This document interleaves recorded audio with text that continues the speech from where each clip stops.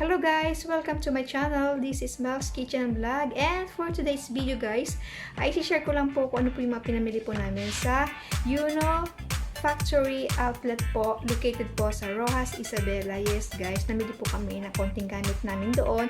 Aside from mura na siya, is talagang durable po ang kanyang mga produkto. Yes guys, so sana po samahan niyo po ako and keep on watching and enjoy!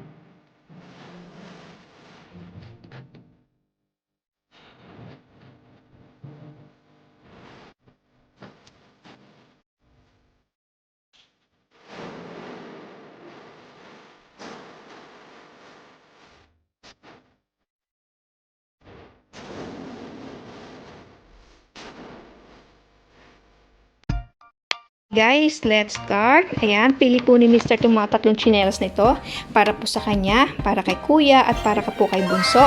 Ang kanilang presyo po ay $89.50 each, guys. And then, ito naman pong isa na po na to is, pili ko naman po itong shorts na to para po kay bunso, guys. Nawala yung tag price niya. Nakalimutan ko na po yung tag price niya. And then, ito pong dalawang jogging pants para po kay bunso ito. And then, ito pong shorts po na ito, worth $199.50 para po kay Mr. And then, ito pong isang jogging pants kay Mr. po. Ayan. Dalawa po sana sila mapupunta sa kanya kaso maliit po itong isa kaya napunta po sa akin. Tapos ito pong isang jogging pants para po kay kuya, napunta rin po sa akin. And then isang jogging pants po napunta kay kuya, worth $249.50 din po, pare-parehas po yung presyo nila. At isang shorts din po na kulay red, na, red and black, na worth $199.50 din po, parehas po ng kay daddy. And then ito po guys, bumili ako ng Q-Tex, ayan, nail polish, ayan. And then isa pong sling bag, pamalit po dun sa ginagamit ko po dun sa pamalengke. Ayan, mura lang po ito guys, ayan. Pangpalengke lang naman guys. At saka isa pong pampatay ng lamok.